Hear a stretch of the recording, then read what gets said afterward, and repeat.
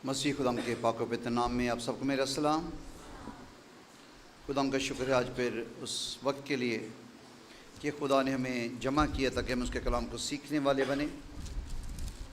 आज जो हवाला आपके सामने तिलावत किया गया, अब आज हम सीखने वाले होंगे कि एहसास क्या चीज़ है। किसी दुखी शख्स के साथ दुखी होना कितना ज़रूरी है, किसी परेशान शख्स के साथ परेशान होना कितना ज़रूरी है, किसी के दुख में रोना कितना ज़रूरी है, और जो नहीं रोता, जो एहसास नहीं करता, जो दुखी नहीं होता, जो परेशान नहीं होता किसी के दुख में, हम उनके इंसान नहीं पत्थर कह सकते हैं। और आज जिस कलाम को हम सीखने वाले हैं, आप उस कलाम में से एहसास देखेंगे, आप उसमें मोहब्बत देखेंगे, आप उसमें मोहब्बत की चाशनी देखेंगे और महसूस करेंगे। और अगर आपने अपने दिल में इस कलाम को ले लिया तो सोचेंगे कि मुझ में भी ये चीज़ होनी चाहिए। अगर मैं इंसान हूँ और मेरा दिल धड़कता है, मेरी नब्ज़ चलती है और एहसास नाम की कोई चीज़ मेरे अंदर है। यह हवाला जो आपके सामने तिलावत किया गया, नहमिया एक ऐसा शख्स, जब हम इस किताब में से कुछ पढ़ेंगे तो लाज़िम है कि कुछ तारफ़ हो जाए नहमिया का और उसकी ज़ात के बारे में, उसकी शख्स के बारे में सोच सके कि वो क्या चीज़ है, उसके ख़ानदान के बारे में। नहमिया का मतलब है खुदा ने तसल्ली दी।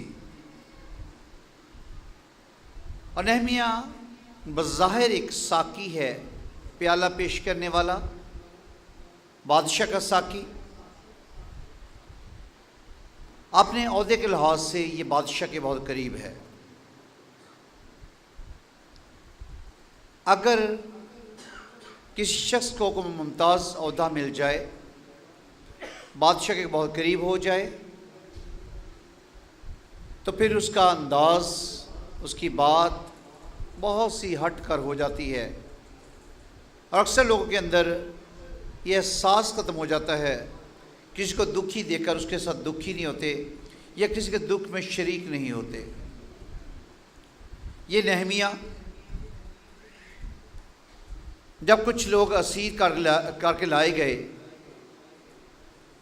तो इसको एक ख़बर मिली और इसने उन लोगों से जो आए यहूदा से, उनसे पूछा, उन यहूदियों के बारे में जो बाकी बच गए थे और कुछ असीर जो बाकी रहे थे, और यरूशलेम के बारे में पूछा।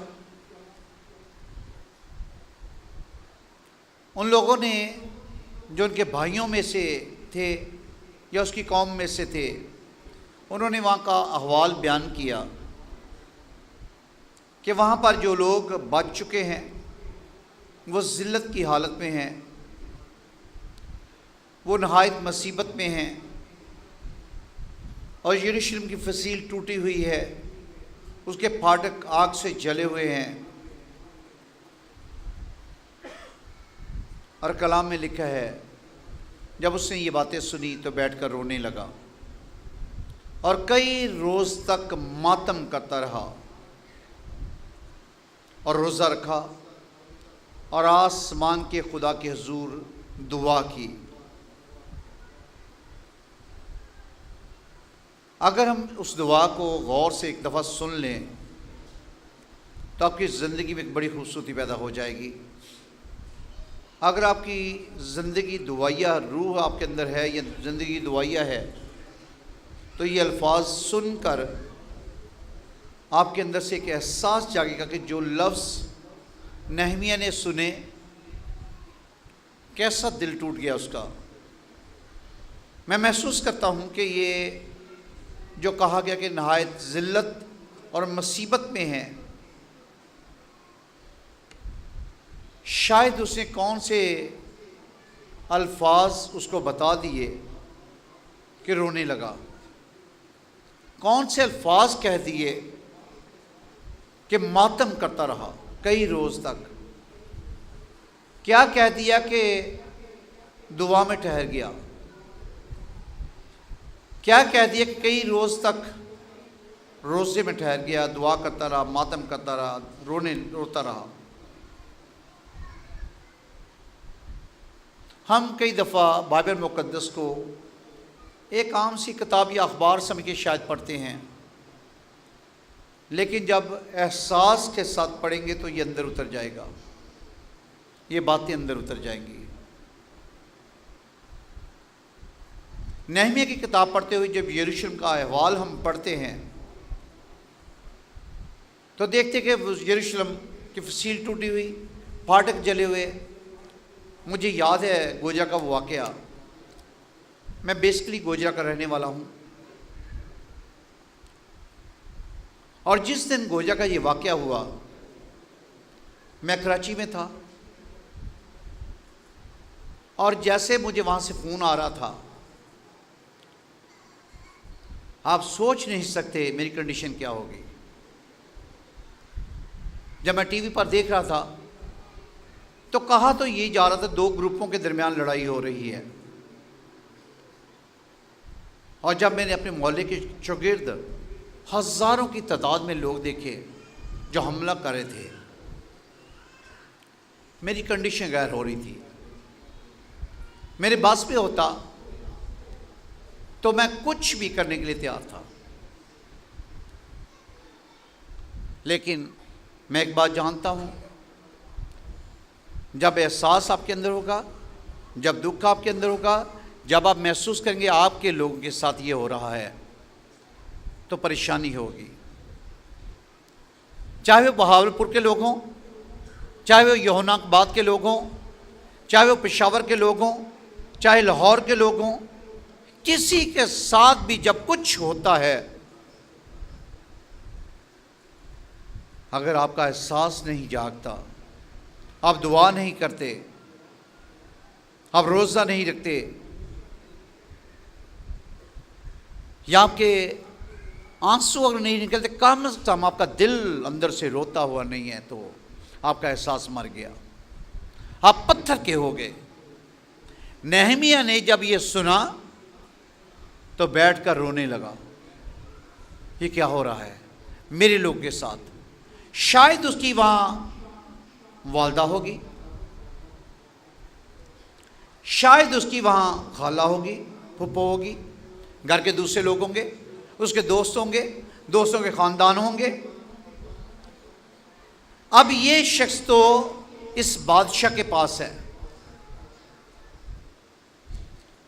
और असीर शख्स को लाकर वहाँ पर रख दिया गया, और इस असीर शख्स ने यकीनन इसके अंदर कुछ एबिलिटी है, जो कुछ खूबसूरती है, जिसके बायस उसको वहाँ पर साकी बना दिया गया। वरना कैदियों को जो कैद करके लाए जाते हैं या असीर करके लाए जाते हैं, कभी उनको ऐसा एहसास ओहदा नहीं दिया जाता। ये अपनी कौम में से ही किसी को दिया जाता है। सबब ये होता है, जो खाने और पीने के लिए लोग रखे जाते हैं, वो ऐसे लोग होते हैं जो जिन पर अतमाद किया जाए। मैं महसूस करता हूँ कि नहमिया ने अपना वो अतमाद वहाँ बहाल कर लिया था कि बादशाह के हुजूर खड़ा रहे, और जब बादशाह को प्यास लगे तो उसको कुछ पेश करे पीने के लिए। नहमिया ने बादशाह के दिल में घर कर लिया, और अब जो एक दूसरे की शक्लें देखने वाले हो रोज़, वो एक दूसरे को पहचानने वाले भी बन जाते हैं।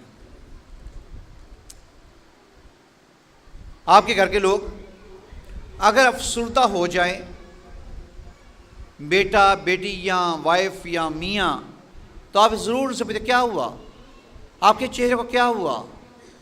और जब आप ये कहते क्या हुआ तो इसका मतलब ये है कि आप प्यार करते हैं उसको, आपके अंदर ने महसूस करवा दिया, आपको एहसास हुआ कि कोई मसला है। इससे पहले मैं इन दोनों की बात करूं, मैं वो दुआ आपके सामने रखना चाहता हूं जो नेहमिया ने उस दुख के आलम में कही। और क्या कहा,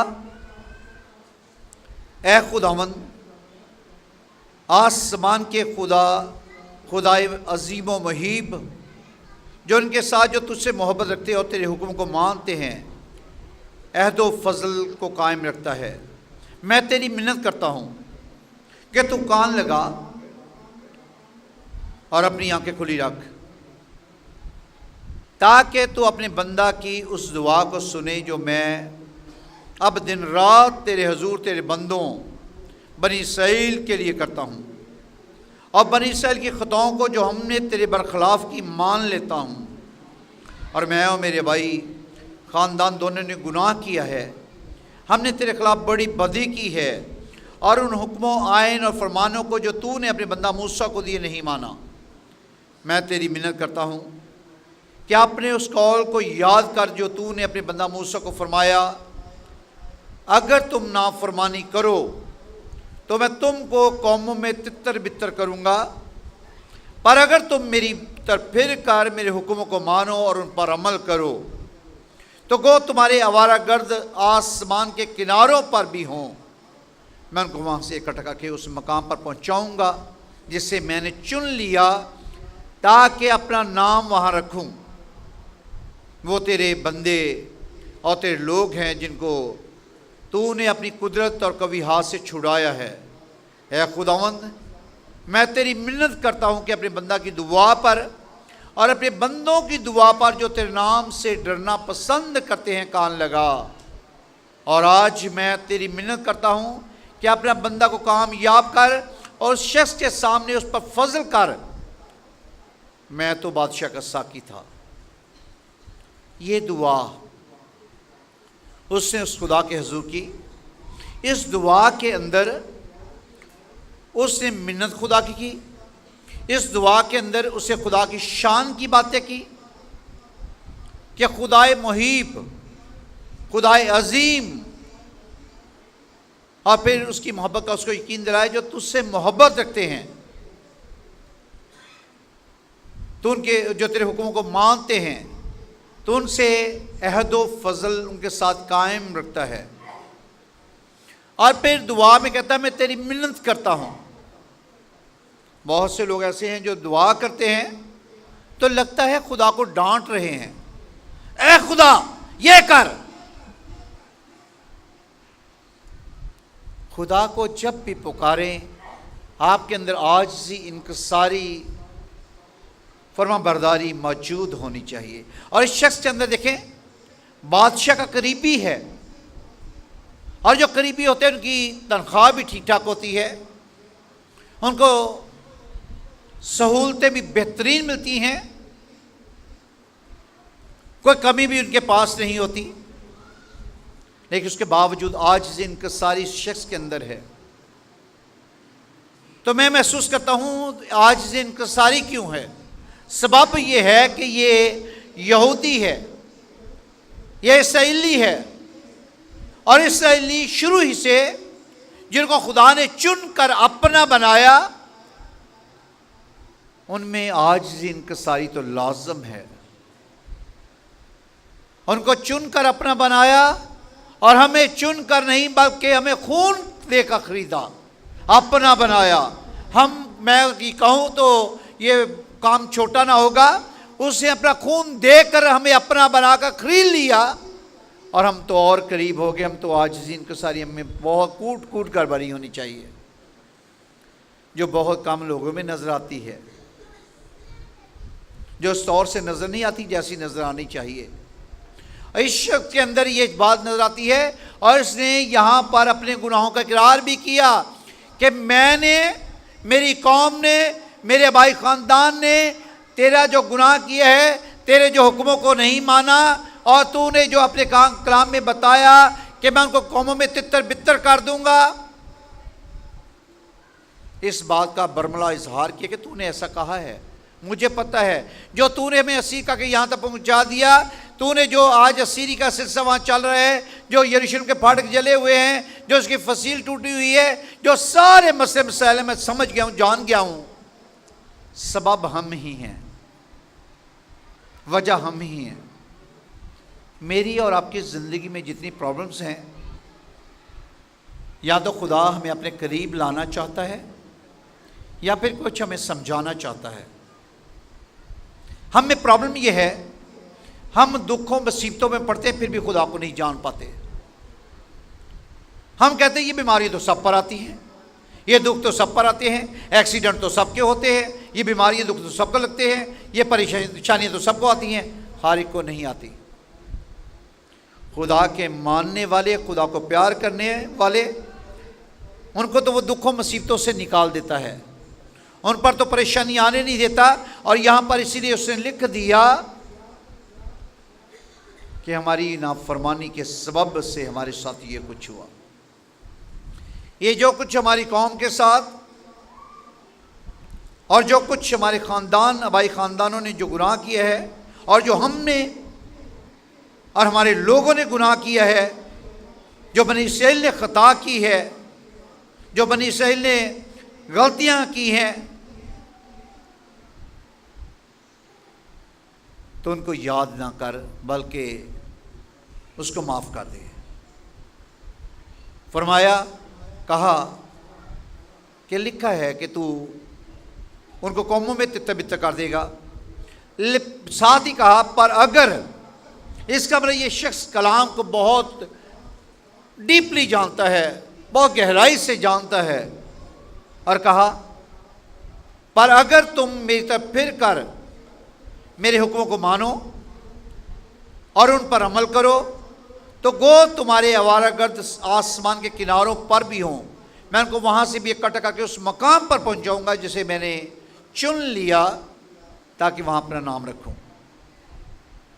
और साथ कहा, वो तेरे बंदे और तेरे लोग हैं, हम भी उसके लोग, हम उसके बंदे, और तूने अपनी कुदरत और कभी हाथ से उन्हें छुड़ाया। ऐ खुदावंद, मैं तेरी मिन्नत करता हूँ अपने बंदा की दुआ पर और अपने बंदों की दुआ पर जो तेरे नाम से डरना पसंद करते हैं, कान लगा। और मैं तेरी मिन्नत करता हूँ अपने बंदा को कामयाब कर।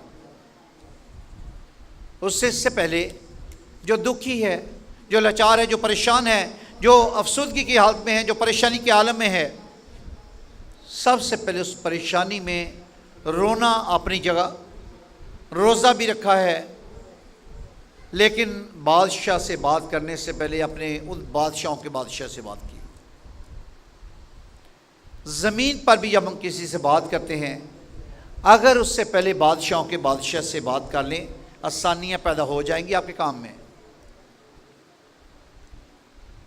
मसला ये है, हम अपने आप को ज़्यादा अक्लमंद समझते हैं, इस वजह से हम अपने लफ्ज़ों को घड़कर बनाकर पेश करने की कोशिश करते हैं, ताकि जो लफ्ज़ मैं कहूँगा, जो तमहीद में बांधूँगा, मैं अपने भाई, अपनी बहन या उस अमीर ज़ादे को बड़ा कर लूँगा, मोल्ड कर लूँगा और उसको समझा लूँगा। अगर ये बात उससे पहले हम अपने खुदा से कह दें कि मैं तो तेरा मस्कीन बंदा हूँ, मैं तो तेरा खून ख़रीदा हूँ, मेरे लिए आसानियाँ पैदा कर दे, मुझे अपने लायक बना ले, ताकि जो कुछ मैं कहने को हूँ मेरा काम हो जाए, बेहतर हो जाएगा। खुदा आपके चेहरे पर वो सारी एप्लीकेशन लिख देगा, शायद आपको कहने की भी जरूरत न पड़े। और यहाँ पर हमें यही बात नजर आती है। ये बादशाह के हुजूर गया और मैं उठाकर बादशाह को दी। बादशाह ने उससे कहा कि, क्योंकि वो बादशाह के हुजूर कभी इतना उदास नहीं हुआ था, सो बादशाह ने मुझसे कहा तेरा चेहरा क्यों उदास है बावजूद कि तू बीमार नहीं है। बस ये दिल के गम के सिवा और कुछ ना होगा। जो करीबी होते हैं उन पर निगाह ज़्यादा करीब होती है, बंदा जल्दी पहचान जाता है। आप बादशाह के हुजूर खड़े होने वाला, मुस्कुराहट यकीन रखने वाला, अब बादशाह के हुजूर खड़े होने वाला ऐसे थोड़ी खड़ा होगा, यकीन मुस्कुराता चेहरा लेकर खड़ा होता होगा ताकि बादशाह अच्छा महसूस करे। और थोड़ी सी स्माइल इंसान की ज़िंदगी में चाशनी पैदा कर देती है। अपना मुंह कम बनाया करें, स्माइल ज़्यादा रखा करें, अच्छा लगता है। देखिए आपके चेहरे हंसते हुए अच्छे लग रहे हैं। ये बादशाह के हुजूर खड़ा होता है और इसलिए खड़ा होता है कि बादशाह को जब प्याला पेश करूं तो बादशाह खुशी से लेने वाला, क्या हंसता चेहरा यार इस बंदे का। देखता है तो बादशाह देखता है उसका चेहरा उतरा हुआ। आज चेहरे के तेवर वैसे नहीं हैं जैसे होने चाहिए। बादशाह ने प्याला लेने से पहले ये प्याला लेते हुए यकीनन उसके मुंह की तरफ देखा और कहा कि क्या बात है, तो कभी इतना उदास नहीं हुआ बावजूद इसके कि तू बीमार नहीं है। मैं महसूस करता हूं जब प्याला पकड़ाया होगा शायद हाथ टच हो गया होगा कि बीमार नहीं है, बावजूद इसके तू बीमार नहीं है, तेरा चेहरा उदास क्यों है। और यकीनन ये दिल के गम के सिवा और कुछ ना होगा। करीबियों के दिल के हाल भी मालूम हो जाते हैं। यह दिल के गम के सिवा और कुछ ना होगा। और जब ये कहा तो एकदम से दिल में आया कि अब खुदा मुझसे कोई बात करना चाहता है और कैसे इससे बात करूं, कैसे इसको बताऊं। कलाम में लिखा है तब मैं बहुत डर गया। मैंने बादशाह कहा बादशाह हमेशा जीता रहे, मेरा चेहरा उदास क्यों ना हो, जबकि वो शहर यहाँ मेरे बाप दादा की कब्रें हैं, उजाड़ पड़ा है और उसके फाटक आग से जले हुए हैं। बादशाह ने मुझसे फरमाया किस बात के लिए तेरी दरख्वास्त है। देखें, जब दुआ करके किसी से बात की जाए तो दरख्वास्त की तलबगारी हो जाती। तू चौना की है, क्या चाहते हो मैं तुम्हारे लिए करूं ताकि तेरा चेहरा उदास ना रहे। कहा किस बात के लिए तेरी दुआ से। तब मैंने आसमान के खुदा से दुआ की और यकीनन ये दुआ बादशाह के सामने नहीं की, दिल में की होगी। लवी गल कर लगा वहाँ, रब्बा ख्याल करी ए बादशाह वा मैं साकी, मेरी दरख्वास्त मंजूर हो जाए। जितना दुखी है ना, जितना परेशान है और जितना उदास है, जितना रोया है, लिखा है कई दिन तक रोता रहा। कुछ रोने के आसार चेहरे पर, कुछ रोज़ा रखने के सबब से, भूख के सबब से चेहरे पर, और कुछ उदासी अपने लोगों के सबब से। बादशाह ने कहा तेरी दरख्वास्त किस बात की है। तब मैंने आसमान के खुदा से दुआ की। फिर मैंने बादशाह से कहा अगर बादशाह की मर्जी हो और अगर तेरे खादम पर तेरे कलम की नज़र है तो मुझे यहूदा में मेरे बाप दादे की कब्रों के शहर को भेज दे ताकि मैं उसे तामीर करूं। आज ये कहता हुआ कौन नजर आता है मुझे कब्रों के शहर में भेज दे, मुझे कब्रों पे भेज दे। हम जिंदों के पास रहना पसंद करते हैं, मुर्दों के पास नहीं। ये शख्स इतना दुखी है कि जो मर चुके हैं उनके पास जाकर उनकी मट्टी ही देख लूं और जो जिंदा हैं उनके दुख में शामिल हो जाऊं और अपने बादशाह का शहर जो कभी दाऊद का शहर कहलाता था, जो सुलेमान का शहर जिसको मलका सबा देखने के लिए दूर से आ गई और तारीफ करती हुई नजर आती है, मैं उस शहर को तामीर करूं। और उससे इजाज़त मांगता है कि अगर तू मुझे मेरे बाप दादा की कब्रों के शहर में भेज दे ताकि मैं वहाँ जाऊँ, तेरी जो मर्जी हो। तब बादशाह ने, मलका भी उसके पास ही बैठी थी, मुझसे कहा, तेरा सफ़र कितनी मुद्दत का होगा, तू कब लौटेगा? गर्ज बादशाह की मर्जी कि मुझे भेजे। मैंने वक्त मुकर्रर करके उससे बताया, और मैंने बादशाह से ये भी कहा, अगर बादशाह की मर्जी हो तो दरिया पार के हाकिमों के लिए मुझे परवाने इनायत हों कि मुझे यहूदा तक पहुँचने के लिए गुजर जाने दें, और आसिफ के लिए जो शाही जंगों का निगहबान है एक शाही ख़त मिले तो हैकर के किला के फाटकों के लिए और शहर पनाह उस शहर घर के लिए जिसमें मैं रहूं, कड़ियाँ बनाने को मुझे लकड़ी दे, चूँकि मेरे खुदा की शफ़क़त का हाथ मुझ पर था। बादशाह ने मेरी अर्ज़ कबूल की।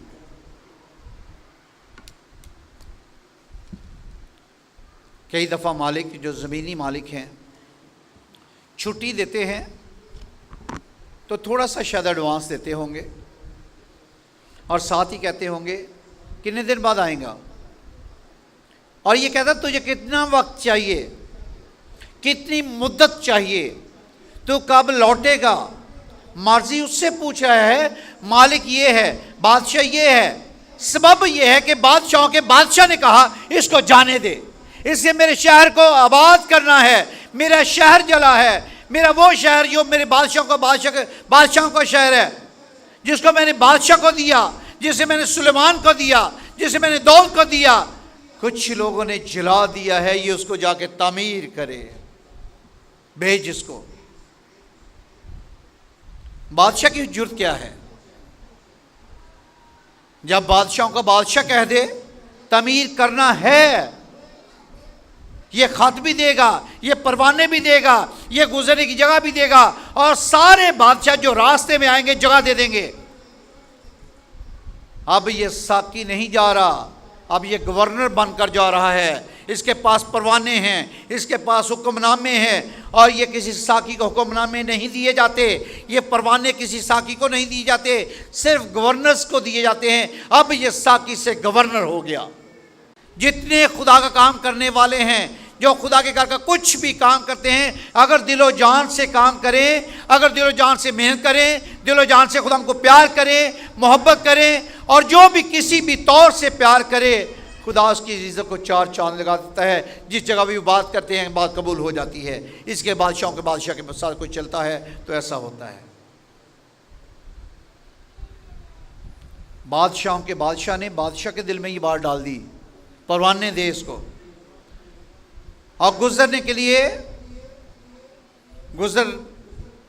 लिए वो खत भी दे, और वो खत भी दे ताकि रास्ते में जो लकड़ी इसको चाहिए, जो कड़ियाँ इसको चाहिए, जो चीज़ें इसको चाहिए, शाही जंगल की लकड़ी आम चीज़ों के लिए इस्तेमाल नहीं होती। लेकिन आप ये देखें कि इस्तेमाल किस काम के लिए हो रही है।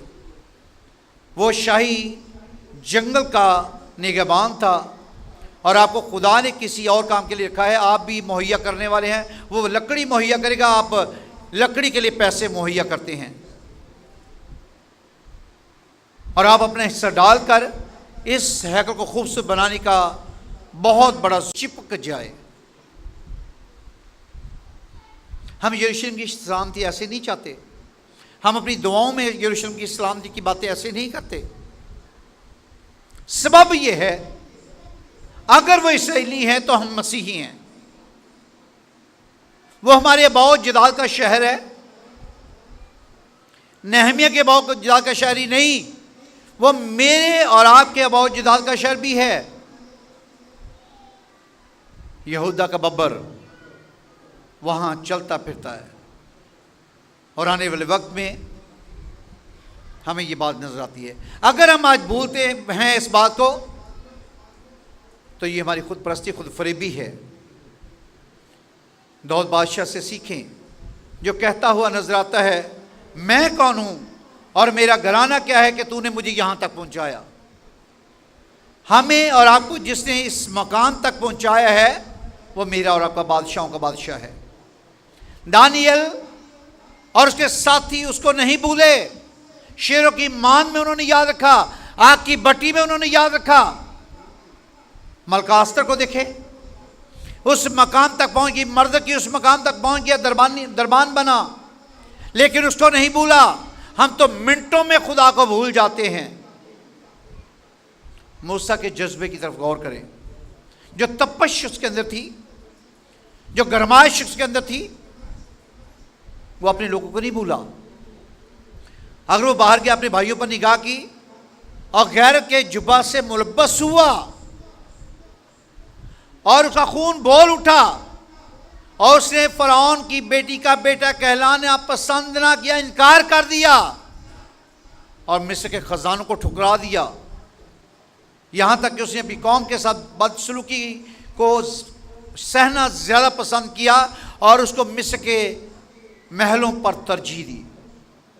उस दुख को, उस परेशानी को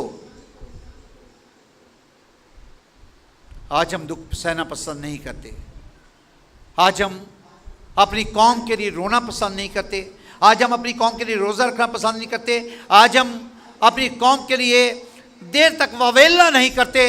जो गली कूचों में बेहोश पड़े हैं, तकलीफ होती है जब कहते हैं कि अपना मुंह गुटके से बंद ख़त्म करें, जब कहते हैं ये नशा करना बंद कर दें। क्यों कहते हैं?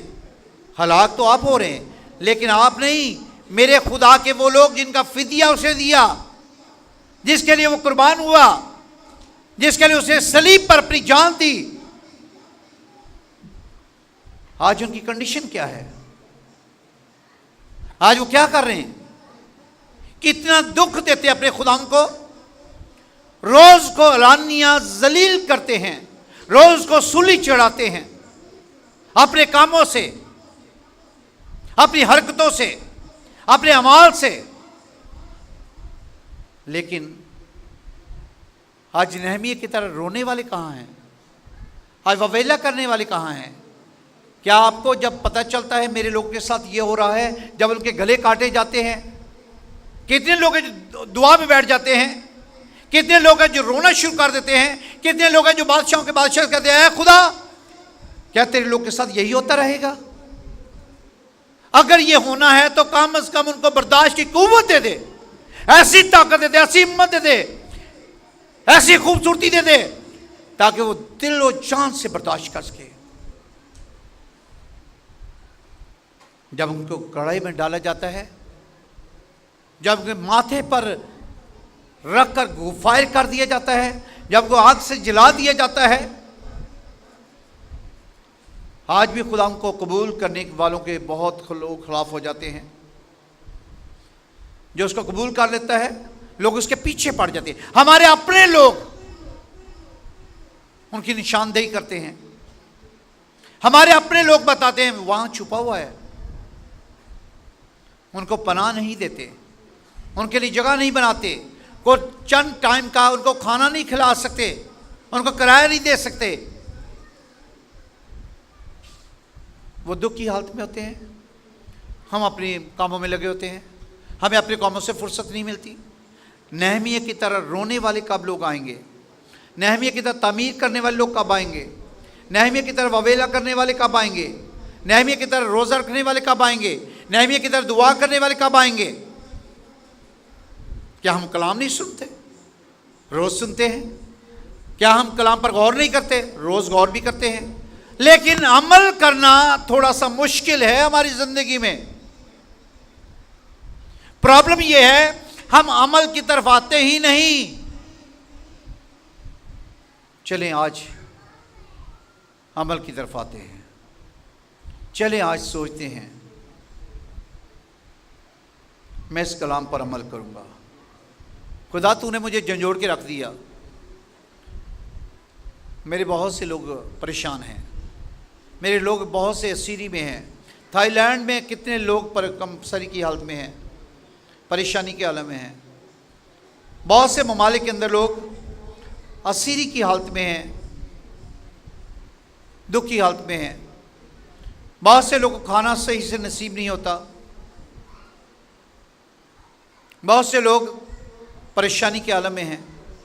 कितनी आपने दुआ उनके लिए की, कितना उनके लिए रोए? कभी खुदा से कहा है मेरे खुदा निकाल उनको मुसीबत से, निकाल उनको दुख से, निकाल उनको परेशानी से? हमारे तो अपने लोग जब अपने घर में दुखी, लाचार या बीमार होते, परेशान होते हैं, हम तो उनके लिए बहुत कम दुआ करते हैं, रोज़ा रखते हैं। शायद वो दूर पड़े हैं, कभी गौर से उन पर नज़र कीजिए, आपका दिल भर आएगा, आपकी रूह कांप उठेगी। जबकि कई टाइम का उनको खाना नसीब नहीं होता, उनके पास कपड़े अच्छे नहीं हैं,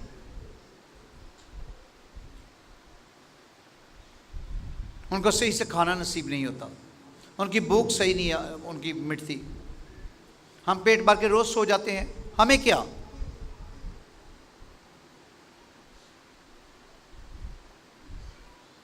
आज इस कलाम के बाद सर झुकाकर दुआ करना लाज़िम है। ऐ मेरे खुदा, मैं जिस भी ओहदे पर हूँ, मैं साकी ना सही एक इंसान तो हूँ खुदा। ऐसी देना कि हम आखिर तक जान देने तक वफादार रहें और तेरे कलाम से मुनारफ ना हों, बल्कि तेरी ताज़ीम, तेरी सताइश करते रहें। खुदा इस कलाम के वसीले से हम सबको बड़ी बरकत दे। आमीन।